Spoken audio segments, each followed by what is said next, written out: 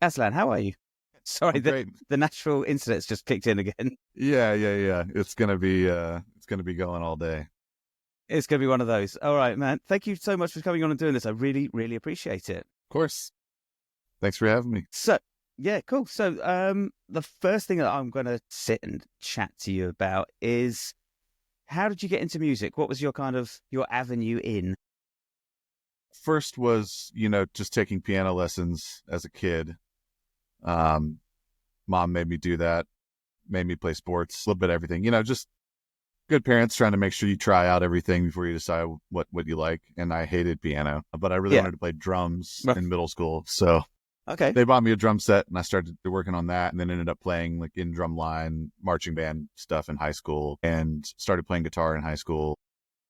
And then I thought I wanted to be an actor because I grew up, my dad was running a theater. And so I had been acting a lot as well. And then just last minute, I decided I thought I liked music more. And so right at the end of high school, I decided that I was going to go to school for music instead, and started trying to take classical guitar lessons and get on with that. So Okay. All right. So, what school did you go to? I went to like a small state school in North Carolina called University of North Carolina, Greensboro. All And right. they're Okay. mostly known for their vocal program. They've got a really great vocal program and a great acting program. So I just happened to get a scholarship there, and so I didn't have to pay for it. And that's why I went. Sweet. Free education is the best education. Yes. Yeah. Okay. And so, how did you make the transition from classical into the rock and roll? Well, I just did the classical thing because that was that was the only option. I knew I wasn't good enough to get into jazz studies, and if you wanted to be a guitar major, you had to start playing in the classical studio. So I started learning that, and then realized that I didn't really think that was what was going to be most helpful to what I wanted to do, which was tour in a band and maybe produce records. I think I So lost you I again. changed my degree to music composition. I just realized dude, what is happening today? Go. Classical to rock and roll. Yeah, it was always intended to be rock and roll. I just knew I wasn't good enough to get into the jazz studies program. And so Right. if you were going to be a guitar major, you were in the classical studio. And after about a year of that, I realized that wasn't really going to be as beneficial to what I really wanted to do, which was tour in a band and produce records. So Okay. I switched my major to composition. But there's, of course, you have to be in an ensemble class. There's no composition ensemble. We developed one later. But so then that meant I was singing in Glee Club, choir, or whatever, and still playing in the guitar studio a little bit. But switched over to focus on composition to try to learn about, I didn't have a lot of theory training as a kid, so I was really interested in actually learning how to score and notate music and learn as much as I could about orchestral arranging and all that. Wow. That's cool. I don't know. Certainly the universities over here, they don't teach sight reading anymore. Really? Yeah. That was like the coolest thing to me when I started learning sight reading and ear training. I was like, this is awesome. Yeah. Well, when I went to college, they did teach it, and I was like, that's not really what I want to do. The same kind of thing. I wanted to be in a rock band. I wanted to tour. Only now, when I'm starting to do pit work with orchestras, I'm like, shit, I should have done my reading. Right. But It's then the most useful thing to me on a daily basis, Mm. like working as a band leader, music director, whatever. Yeah. You need your ear training still has to be at least a little bit there, or else you're not Yeah. going to be able to keep up with people. Yeah, I know. Yeah, I've spoken to a couple of guys that teach in some of the big colleges in this country, and they're like, don't teach sight reading. I was like, wow, why? It's like, they said, students don't like it. I was like, That's not the point. Yeah. they don't know what's good for them, though. Yeah. I don't like exercise and, Yeah. greens, but You got to do it. Otherwise, you're 40 and you're 200 pounds. And yeah, and that's where I find myself now. yeah, I'm But 35. yeah, So yeah, close. yeah, sight reading for me, it was one of those things that when I started doing it, like end of 2023, so it's sort of just post lockdown. I was like, do you know what? I'm 44. I've got 2 kids. I don't want to be dragging myself up and down the country every weekend. I was like, what if I just do local gigs, theatre gigs? I was like, well, I've got to get my reading up. So I started doing the reading thing, and it was just like this, one of the, like, almost like a light bulb moment when, like, all of a sudden these doors start opening. You're like, oh fuck, that means that I can read anything that is here. So I was picking out flute books, the real book. I was picking out jazz books, classical books. I'm just reading as much as I could. And it's like, wow, this is a whole new avenue that was never available to me. Yeah, and even from a pop producer perspective, I feel like it helped my sense of melody so much, where you stop thinking about it so actively, and you just kind of let your inner voice lead your melody writing wherever it needs to go, and you know what it is, under your hands, or how to then recreate it on a piano or keyboard or whatever, because it's all one mechanism in your head now, ear to brain to expression, like it's or sight to brain, it's certainly something that I wish I'd done earlier. So the other thing I was going to chat about is, what's your kind of, as a musician and producer and MD, do you have like a routine for things like practice? Do you call it practice? Is it playing? What's your approach to it? Yeah, I'm a really horrible person to ask that right now. We've just come off of about 3 just nonstop years of touring. So I have not been playing a lot of guitar that is not during a show. Right. Some of the other guys in the band are much better about carving out times throughout the day. Our bass player permanently has an acoustic guitar in his hands, and he's a great flat picker. So he's just always running fiddle tunes, and our utility player, she will sit with him and play fiddle tunes on her mando. Yeah. So yeah, they're much more practiced with their practice than I am. But that's just mainly the unfortunate side of wearing the extra hats. I have lots of random work to do throughout the day, even on tour days. Yeah. Where it's like I'm either trying to catch up on sleep, or I'm trying to work on a mix, or I'm putting together a set for something else. Mm-hmm. It's not crazy amount of extra work, but it's enough that it piles up throughout the day, and I don't find a ton of time on the road to have a regimen. But that is my number one goal for this year. We've been talking about it a lot. It's like trying to make sure that we're doing vocal warm-ups. We have a little vocal warm-up routine that our vocal coach gave us that we've all been pretty hit or miss with. So trying to get that every day and trying to play something every day. I think at the very least, if I can sit down and just physically play a guitar for, 10, 15, 30 minutes, even if I'm not focused on a specific thing, that's a start, Yeah. And so when you were practicing, were you kind of a regimented, I'm going to do 10 minutes of this, 10 minutes of that, or is it more of a pick up, play tunes until you've got them down, or a bit of both? Yeah, usually pick up a guitar and warm up, just doing something fun. I might just do a bunch of, kind of chromatic scale up and down the neck things. If I feel like my hand's getting weak lately or something, then I'll just do the vomit drill. Yeah. But then, that's my buddy's a great bass player, and he calls them vomit drills. He's got all these weird inversion scale things that he does. Okay. But mostly, I think the thing I get the most out of is learning tunes. Finding a guitar solo that you just absolutely love and sitting down and spending the time to learn it. Because then you're engaging everything. You're getting out of your comfort zone, learning how someone else approaches the neck. You're getting out of your comfort zone, learning new licks, learning new melodies, getting new ideas. And also, because it's unfamiliar territory, you're potentially stretching and building muscles. And Yeah, well, we spoke just before we came on about the guitar solo on Wildflowers, Wild Horses. And it's, and like I said, I'm not a typical bluegrass flat picker. So trying to get some of those lines down was really challenging. And there's no tab for it. There's nothing on YouTube. So it's a flat picking exercise. It's an ear training exercise, transcribing exercise. All these things kind of get rolled into one. And then you just know more songs, and that's always great. Yeah. I mean, it's really cool. It's, I don't know how I don't know if you've ever done any teaching. Not really. I taught some like little kids. Yeah. Friends of my parents in between tours needing extra money, that kind of, but didn't get very far into it now.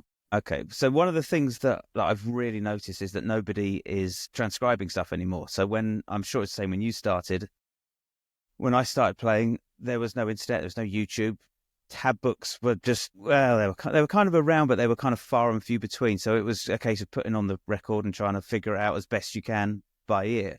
And that's now kind of been taken away from people because there's now a YouTube video and an in-depth tutorial that takes all of that ear training away from you. Yeah, I think the most detrimental thing about that availability is you're not getting primary source material. You know what I mean? You're trusting someone else's interpretation of the part. So even if you're listening to them play the record and then show you what the record part is, they're going to play it a little differently than the person on the record did. Yeah. And oftentimes worse. So, or wrong. Right. Yeah. Our lead guitarist is really good about picking up on some of these like really minute things where we'll just be sitting at soundcheck kind of jamming on like a meters tune or something. Yeah. And he'll come over and be like, hey man, no, it's not like this. It's not, it's, like, he's picking up a really small fingering detail or something, or like even a right hand, like, it kind of like sits back more here. And it's stuff that you wouldn't pick up if you're just sitting watching a YouTube video trying to learn the notes. You can do that, but then you still need to go back and examine the source material. Yeah. If you're going to try to, either if you're going to try to learn anything from the record of the player, or if you're going to try to replicate it in like a cover band or something and really sound great, I remember one of my biggest pet peeves from the cover band circuit was always that Incubus tune. Whatever tomorrow brings, I'll be there. Drive. Yeah. Nobody plays that right, even close. They just play the chords. It's like it's a riff, it's a part. It's not chords. Like yeah.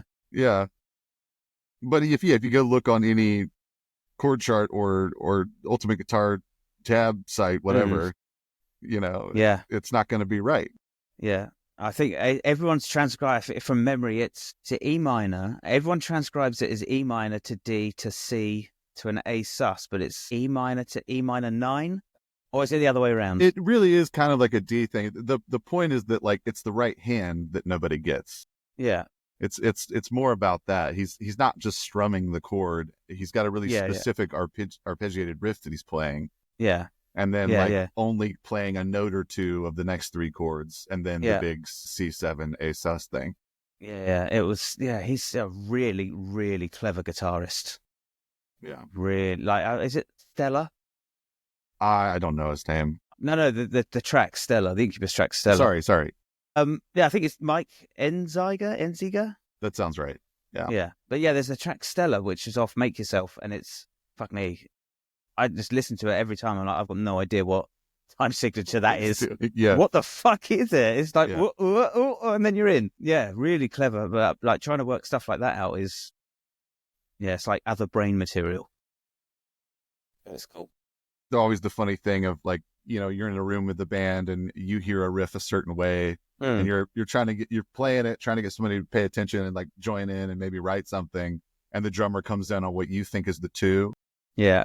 And he's just heard it like completely around. Yeah. And then now you're like, oh, is this better though? Yeah. Well, I don't know if you ever got to play it. Sex on Fire by Kings of Leon. Mm-hmm.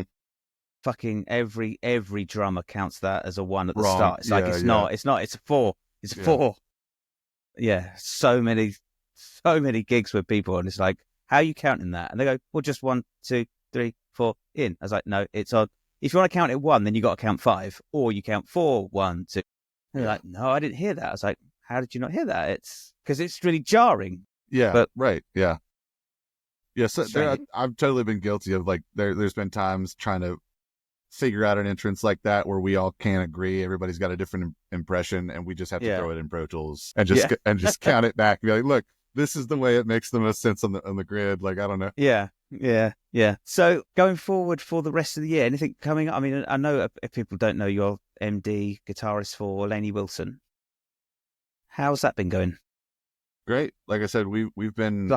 It seems like she's taking over the world. Yeah. It's really cool to see. I've been with her for almost a decade now. Crazy amount of firsts, crazy amount of things that I never thought I would get to experience that I'm getting to experience, watching her rise and navigate becoming a celebrity. And it's really crazy. And like I said, we've been pretty much on the road since middle of 2021, once the vaccination stuff all got worked out and started lifting restrictions, we hit the road and basically just took our first like extended break the last month or so. But we're about to go back over to Europe. Oh, cool.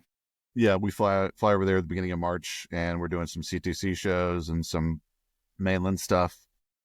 And actually, yeah, I've got my my CTC water bottle right here that I've still managed to hang on to.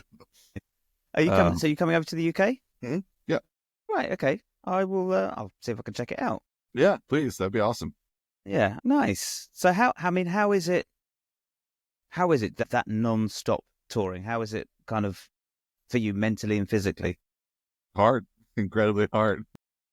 Because we went from in the course of this 3-year stint, we went from driving ourselves in a rental van or a Sprinter, to having 5 buses now, 4 or 5 buses with 4 or 5 trucks, like 60 crew, huge staging, you know. So we've done it all in a relatively short period of time. As far as like the steepness of the growth.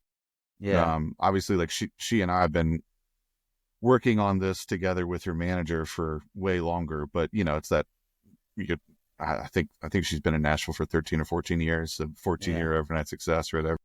Yeah.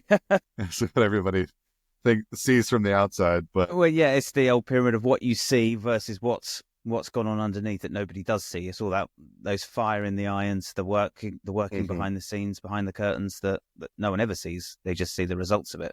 Right. So, but yeah, so in the course of that time, it's been very hard in a lot of different ways, from physically to mentally and emotionally. And I've very much learned that, yeah, it doesn't get easier the bigger it gets. It just changes. Okay. Being on a bus to me is not necessarily an easier, better time than when we were driving ourselves. It's just so different. The only part that really stays the same is the performance, you know.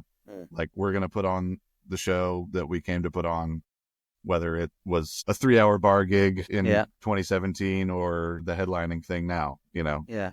Once we get on stage and play music together, like that's the great part, right? That's the fun bit. I mean, whenever I talk to people that are sort of non-musicians and they talk about, like, you know, well, it's only like a 2-hour, you only work for 2 hours. It's like, well, it's not, because you got to load up, you got to drive, you've got to set up, sound check, then you got to wait around for 4 hours, then you do the gig, then you drive home. So it's a full fucking day.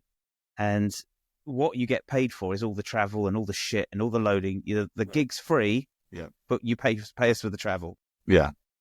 I think the hardest section of this that we did was, I think 2023, the beginning of 2023, we did our first real attempt at a headline tour, and it was mostly clubs and theaters, not huge. And we had just gotten 2 buses and we were pulling trailers.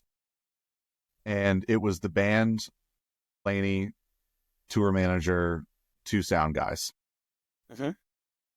And so, every day we're getting to the venue at 11. We're doing all the unloading, all the setup, and it's a big enough show that we've got lighting towers that we're running through Ableton off the drums, you know. So it's not like it's even just band gear. Like, we've got a little bit of a show to put together, get all that done, get sound checked, get out of the way for the openers by 3, and then you've got a few hours to either take a nap or exercise or walk around the town and see if there's anything cool to see. And then, you know, the show starts, the doors open like 6 or 7, the openers start, and you're kind of trying to get back in there, get dinner, get ready to go. And then some of these places won't let you start until the headliner, they won't let them start until like 11 p.m. So they're opening the doors at 5 or 6 and just letting people drink for like 5 or 6 hours before you even hit the stage. And then you're playing like a 2-hour show. So we're getting done at 1, running outside to have a snack while the crowd clears out, running back in, packing up as quick as we can. And then, if we're lucky, we've got the trailers loaded by, 2:33, which is when the bus drivers come back. And then you walk on the bus and try to fall asleep as fast as possible, because it's an 8-hour drive to get to the next show. So at 11 a.m., you're loading in again. I mean, it's literally nonstop. That's great. I mean, what do you do to kind of combat sort of mental fatigue and physical fatigue? You know, you said you do exercise and eating properly. How do you deal with that?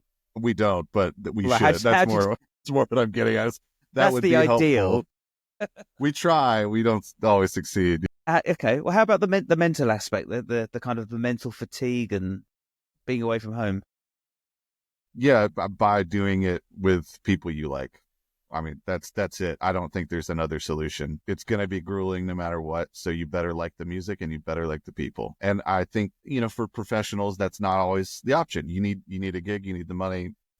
Maybe you're going to take something that is a job, Yeah, and that's fine. yeah.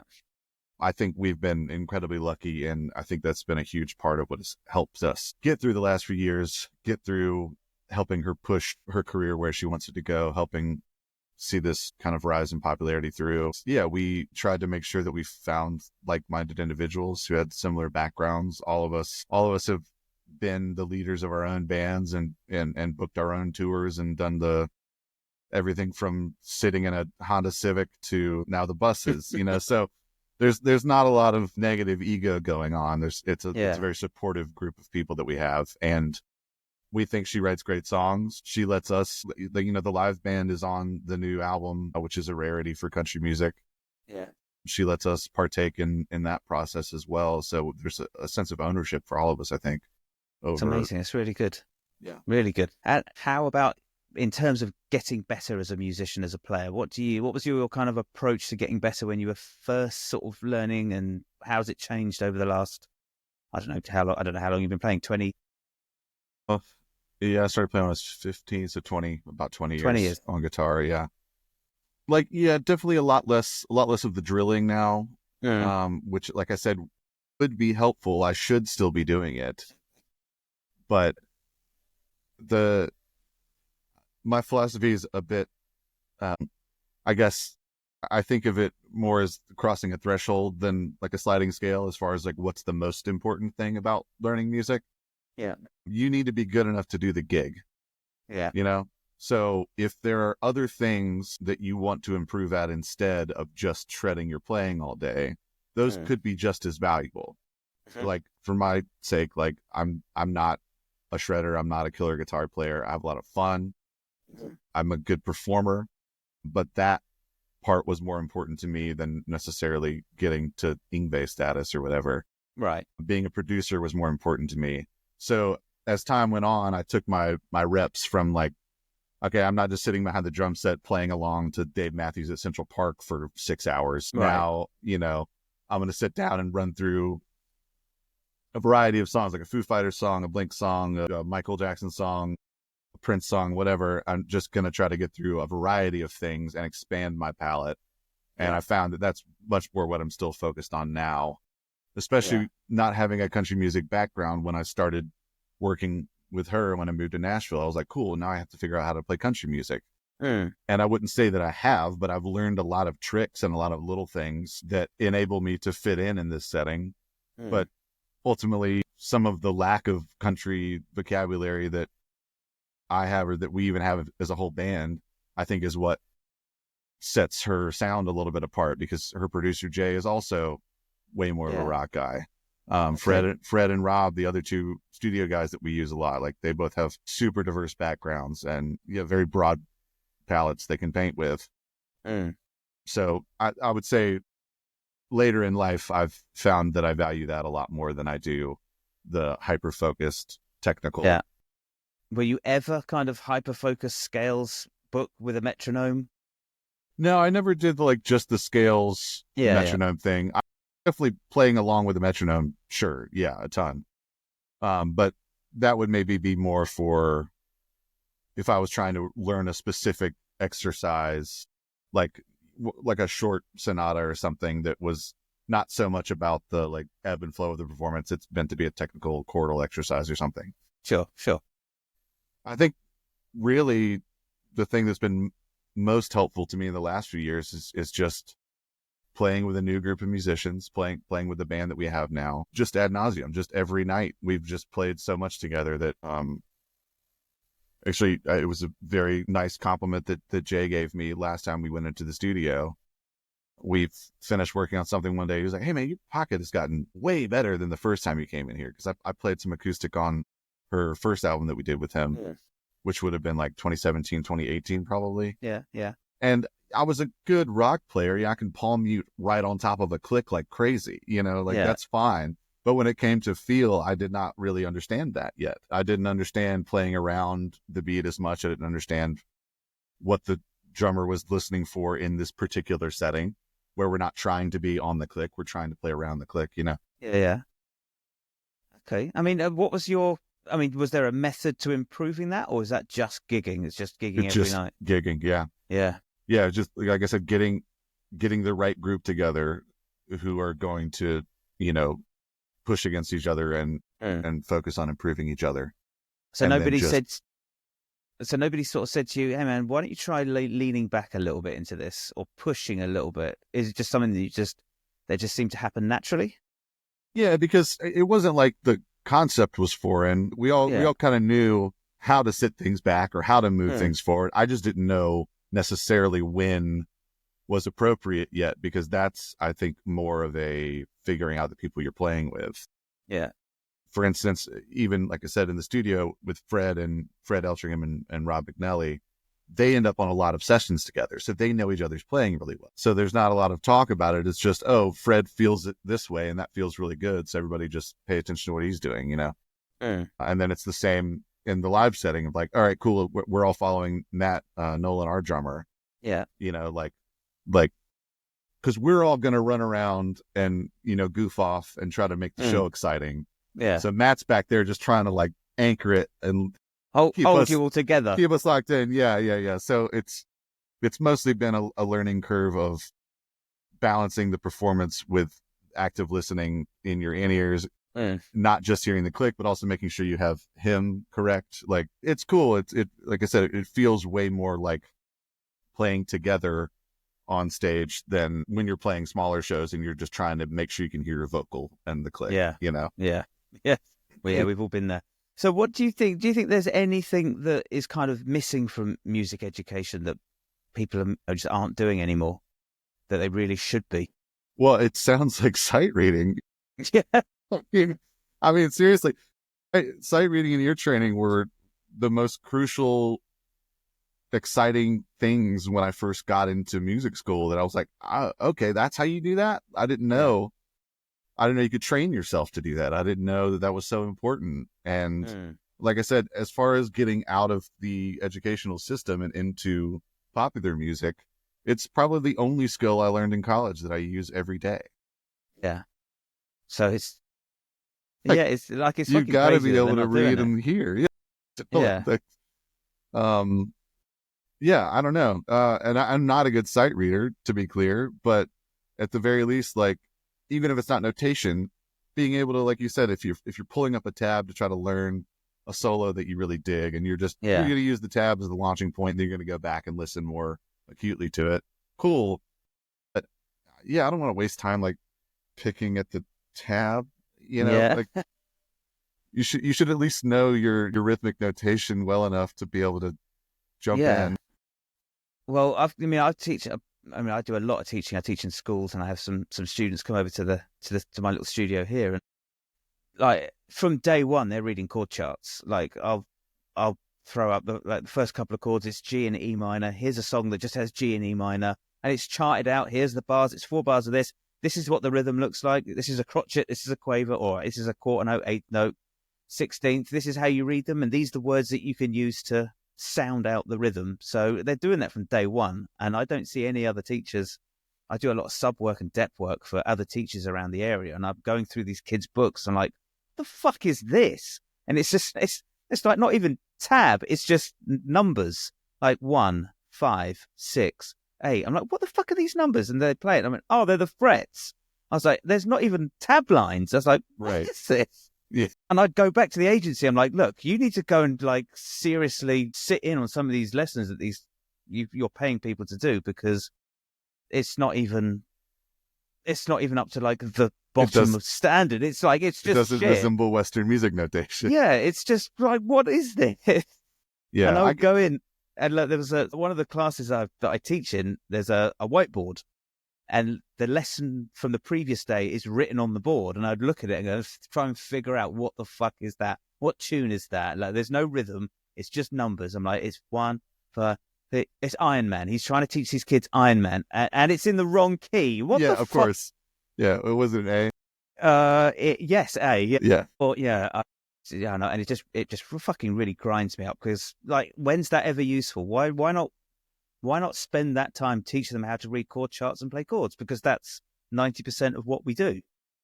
Yeah, and I think, at least for me, the way I voice chords is what I identify most with the way I sound as a guitar player. Because I was teaching myself and going like, I really hate, and a lot of people do this. I'm not saying that this is a unique thing, but like, I really hate the low third in a G. I'm never going to play that. It's just G5s all day, all the time. That off. Yeah. Sack that right off. Yeah, and then thinking about like, okay, cool. Like, you start, again, if you're using your ears, and maybe I should even more specifically say like sight singing would be the most useful thing. But if you're using your ears and you know a little bit about sight singing, then you start thinking about voice leading a lot more. And so then you're thinking about like, okay, cool. If I'm going to play the G this way, and then I'll walk down to my E minor, but I'll have the third on the top and the minor 7 and all these really normal chord voicings that everybody ends up doing. But my point is that like, I was proud as I was learning that I was developing a series of choices that my ears specifically liked. Yeah. And hearing so many people, even in pop music on the radio all the time, like just playing block chords, like D with a high third, hate that. But I've put that on tons of records because sometimes like that's just the sound you're going for. But doing that and then getting like really into stuff like Dave Matthews Band, that's all angular, weird. And then a bunch of my high school friends were really into a lot of great math rock and indie rock that we had mostly in the 90s, early 2000s over here. That was honestly like kind of the electric guitar version of Dave Matthews, where like the bands don't sound anything like it, but as far as like the chord voicings you're using and the way you're following your voice leading, and because then anything can be a riff, anything can be catchy if you think about that stuff. Yeah, I gotta say, Dave Matthews Band is a band that I've never listened to a single song. Totally fine. It's super corny. I see the name around. I hear people talking about it. Like, I should probably check those guys out because it seems like I know a lot of, particularly musicians in the States, that talk about them a lot, and I should definitely try listening to it. Yeah, they're an incredibly well respected jam band. Yeah. So it's really fun stuff to listen, to learn and to play along to. Yeah. And the musicianship is crazy. So again, talking as like a middle schooler, like I said, like 13, 14 years old, like it's an awesome thing to be learning because there's a lot of odd time. There's a lot of, like I said, he's not just playing chords on an acoustic the entire time. Yeah. It's a lot of licks.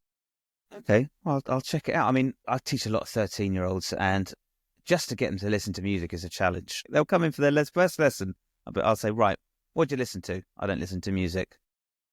Why are you here? Yeah, that's interesting. I was like, And, I've spoken to a lot of people about it, and I just find it bizarre why you'd have music lessons when you don't listen to music.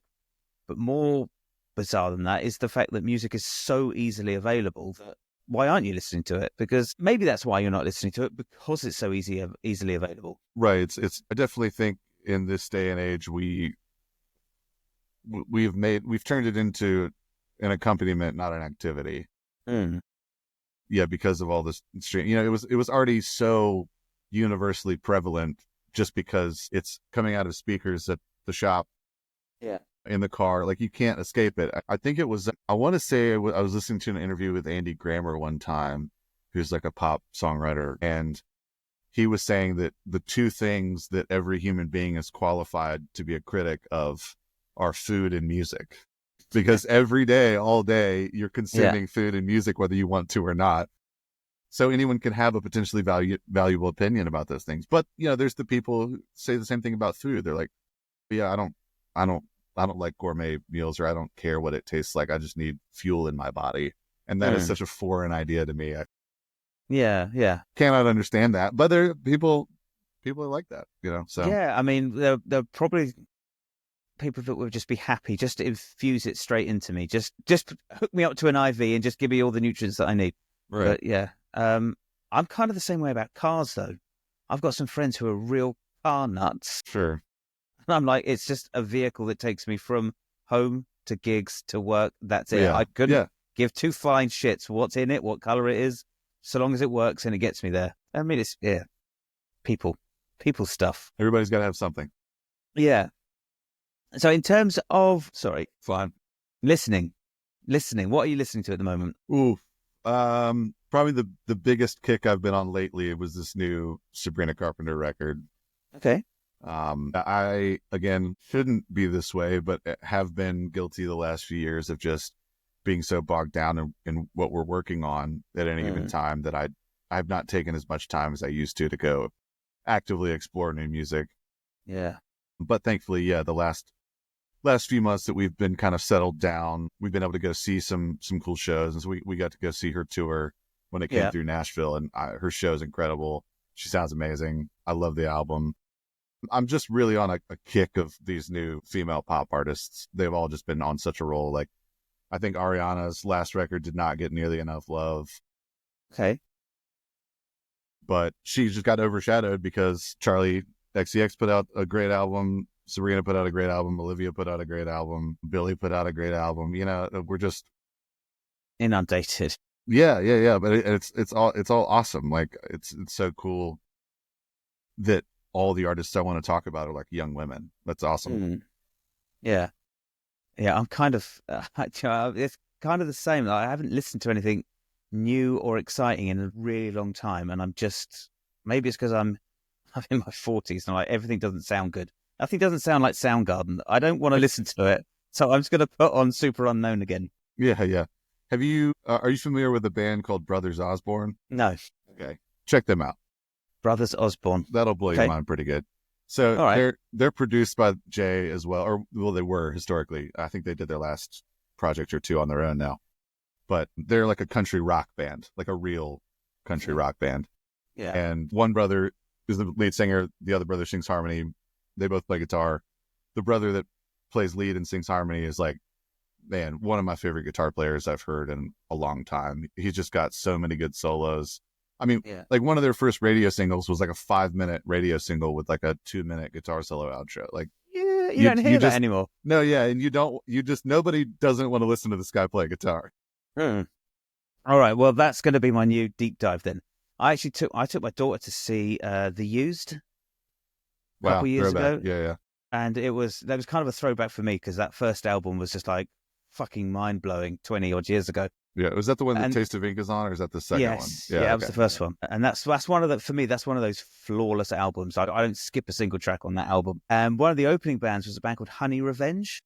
Oh, yeah. Never heard of them, and it's female led, like heavy guitar, but it's kind of like if Paramore had a bit more, was a bit less emo. Okay. And a bit less punk, and it's very pop. It's very down the middle. It's really easy to listen to, and there's like rip roaring guitar solos in it. I'm like, thank God these things are back now, and it's really cool. Maybe we're seeing a guitar revival. I think to a certain extent, yeah, because there's tons of guitar on so much pop now. Even if it's just a DI chorus thing, we're seeing that everywhere now. And then you've got like Dan Nigro that does a lot of Olivia's stuff. He was in that band As Tall as Lions. Great, like indie rock band. Not huge, but I think he's kind of helping us out on that front as well. He's getting a lot of guitarists snuck into these new records that he's doing. Another one on the opposite end of the spectrum, especially for our utility player and I are huge Idols fans. Okay. And we got to do Jules Holland with them last year. Cool. At the Alley Pally? Yeah. And that was insane. I'd been a fan of them already, but seeing them there, and then Elbow played with us too. And all my friends are huge Elbow fans, so that kind of got me back into listening to some Elbow stuff. But then we went and saw Idols again when they came through town too. Just I talk about guitar stuff that's not solo-y at all, but is just as fascinating. Yeah. So a friend of mine was trying to turn me on to Idols, and I kept listening. I kept listening. I was like, it's not clicking with me. It's that kind of a very lo-fi punk kind of sound. It's funny though. I think of them as a dance band. Right. Okay. You know, that's the thing I love about them is that the grooves are so good and it's so danceable. I'm Yeah. really into that sort of thing. Do you know another UK band called Shame? No. They're kind of more, if Idols was post-punk, maybe. Right. Okay. Their stuff's really, really good too. I'll try it. The other thing I wanted to ask you before you disappear is, I mean, when you said that you got the Lainey gig and you were not a country player, what did you do to go from the, oh, fuck, I've got to learn a load of country stuff to, shit, I'm doing this on stage? Was it just a case of just hammering out loads of lines and licks, or what was your kind of method? You started first by learning songs and by doing the active listening thing. I met Lainey through a friend of hers named Casey Tyndall, who was another country artist who was from North Carolina, where I'm from. And so I had been helping Casey with some stuff and starting to play with her. So I started learning songs because we were doing cover gigs out, just acoustic, whatever. Yeah. So I was starting to get some exposure there. And then we put together a band for Casey to tour with that led to me needing to fill in for them a good amount. Okay. Where we had helped put the band together, but those guys still lived in North Carolina, couldn't always make it. I had moved. And so then that turned into a lot of like, okay, I guess I'm playing slide for the first time this weekend because Casey's got a song that has a slide lick in it. So now I got to figure that out. But then transitioning that into, because I've always been more of a studio person, then I'm sitting down working on a demo for a song that she and I have written together. And I'm like, cool, well, like, I own a slide now. What can we do with this? Yeah. And so then you just start trying to come up with licks on slide. Oh, I've never put a guitar in an open tuning and played slide before. So if I do that right now, what does that end up sounding like? Yeah. And Lainey has a song called Working Overtime that was one of the first ones that she and I did. It was kind of a result of that, where I'd been figuring out some more interesting ways to approach country production. I happened to have a guitar sitting around in an open tuning. I happened to pick up slide and came up with a lick that I liked. And then that led to, okay, cool. If this demo is going to end up being a release for her, then how do I polish it up? What does country music on the radio sound like right now? And that was when I discovered Brothers Osborne and started listening to them. And so then I was like, man, I really love their stuff. Like, let me just try to rip off some of what they're doing. Yeah. Unbeknownst to me, Jay Joyce was the producer of that record I was ripping off. And so I just basically ended up, accidentally, reverse engineering a Jay Joyce production for Lainey's first single that we did together, then got us signed and then got her to work with Jay. So it's so incestuous, isn't it? yeah. It's a very small world once you get into it. But yeah. So that was really all it was. I wasn't trying to stop playing like myself. I've always really liked, like I said, I've liked trying to make a live show sound like a record. So even if we were just playing a 4-piece bar band set somewhere, like I wanted to try to figure out how to make Redneck Woman sound as much like Redneck Woman as I could. So then I was like, okay, cool. Like I need this guitar and these pedals, and I'll change this, and I'll play this lick this way. And we don't have a steel guitar player, but maybe I can kind of fake it if we do this. And you just pick up tricks. Yeah. Because you have to, learning songs. Yeah. So what initially brought me, to start searching out your playing is I was asked to sort of do some, we'll call it an audition for a Lainey tribute band that's getting off the ground here. And so she sent me over a load of tunes, and one of them was 4x4 by You. And it has that really nice organ intro.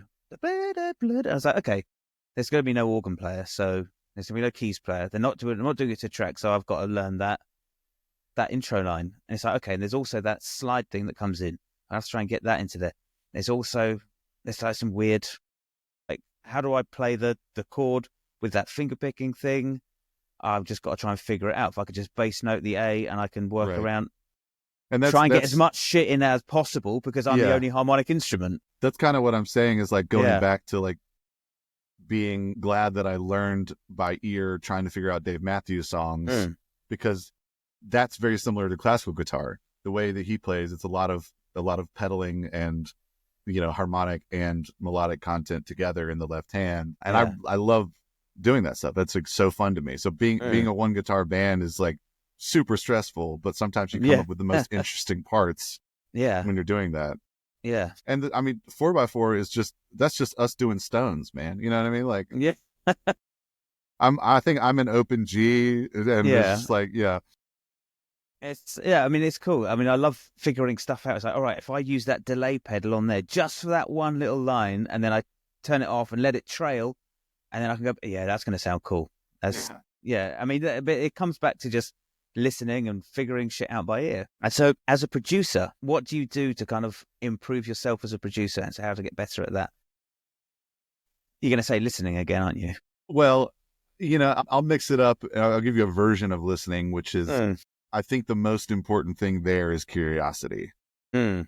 Because even if you're not, like, I've reached a place now, where I'm confident in my ability as a mixer, or as an engineer in general.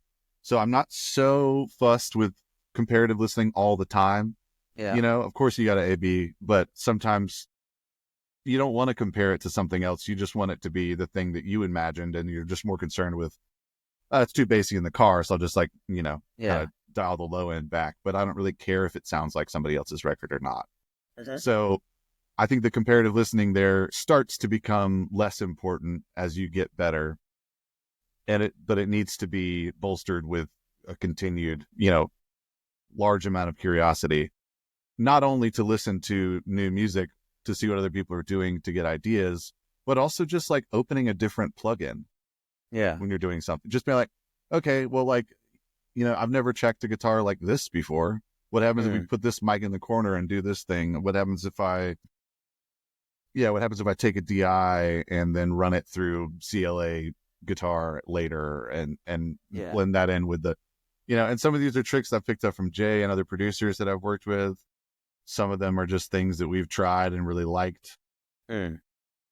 Our other guitar player, Kevin, is also a great producer, and he's been pulling us in as a band to a bunch of sessions that he's producing, which is cool because we all know each other very well. We all know each other's playing, but also we know each other's strengths and weaknesses, and he knows what he can rely on me for or what he needs to do himself. And a lot of times, I end up just being the weird sound idea guy. Like, hey man, how do we here's this Eric Church record. Like, what's that acoustic sound? Do something like that. Yeah. It's kind of cool figuring stuff like that out. I was listening to. Have you ever seen the show Mindhunter? The score for that is just fucking outrageous. And I was watching the show. I usually watch it once a year. And there's this one track on it. And I'm like, what is that fucking noise?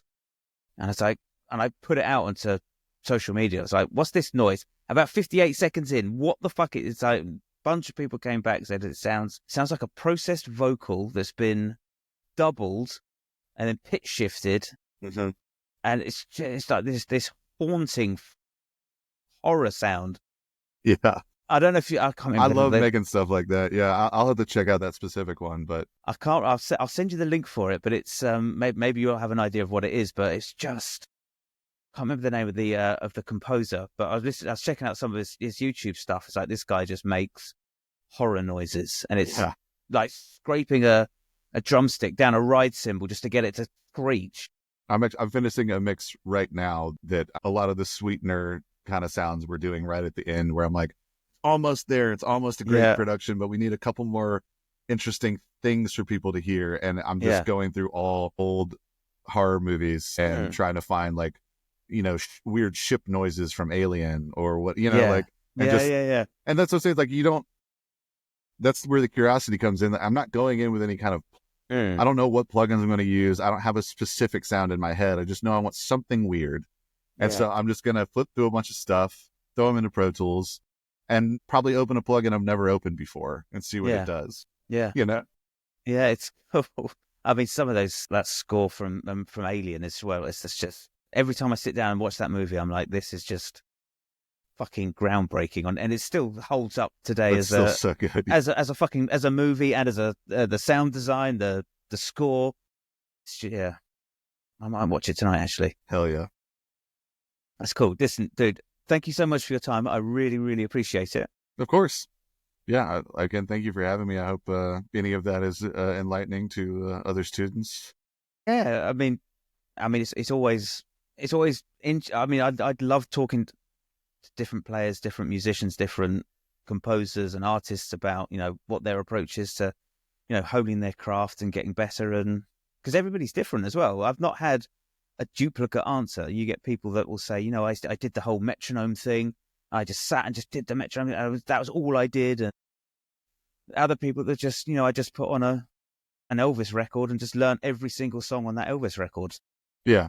Again, my only caution to the metronome people is that I just know so many people who are such incredible players who were so driven to do those sorts of vomit drills all through school to be the best player in the department or whatever.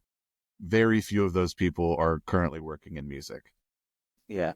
It's fun. It has to be fun. Yeah. So temper whatever kind of extreme desire to be the fastest guitar player in the world with making sure that you're having fun doing that also. Yeah. I mean, at the end of the day, we should be creating music that we want to listen to and others want to listen to as well. I mean, that's the reason I picked up. The first time I heard What's the Story, Morning Glory, I was like, 6 months later I had a guitar and I was sitting there trying to fucking play Wonderwall, and then that was it. It was just playing music. That's how I got into being a musician.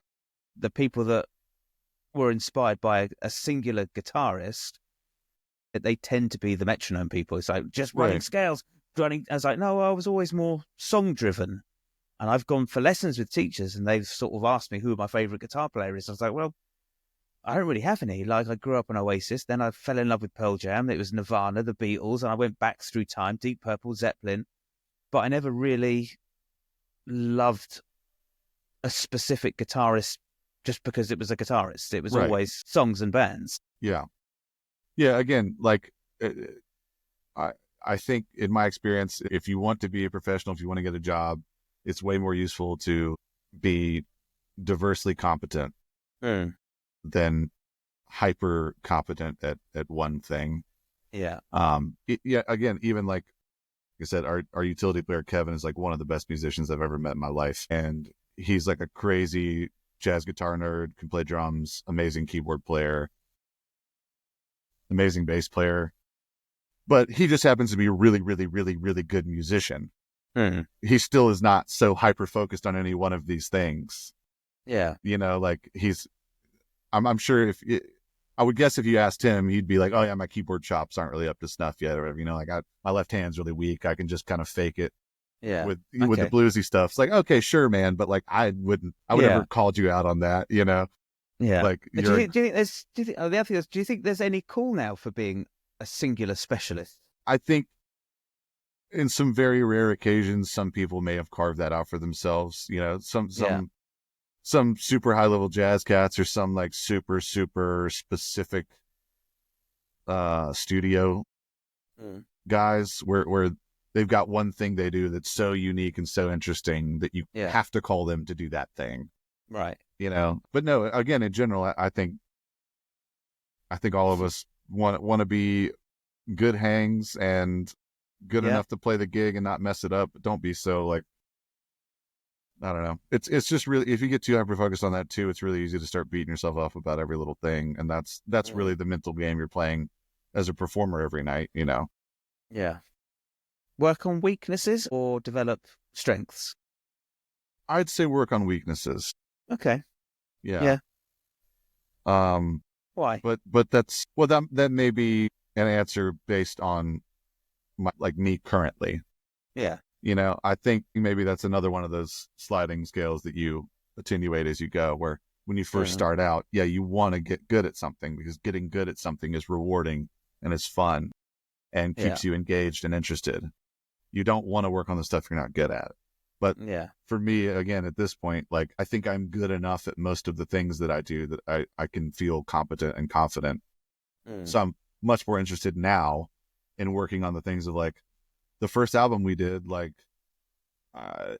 seemed like Jay was always frustrated with my sense of groove or feel or how hard or not hard enough I was hitting the strings on the acoustic. And so then it's like, okay, why? I think I'm a good enough acoustic guitar player, but what am I missing that's not making me a great acoustic guitar player in this specific studio setting? I've found this very specific weakness that I've worked the last, 4 or 5 years on improving.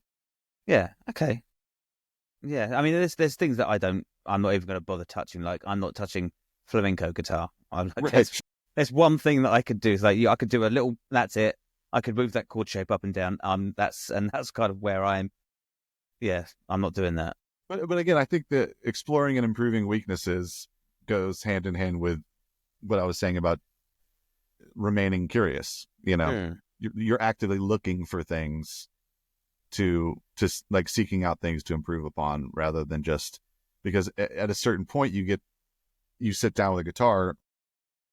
We all probably have this little guilty trapdoor lick that every time you first pick up a guitar, you play the same thing, and you have to start thinking, okay, that's not helpful. I've got to park that and let's come up with a second line. Yeah.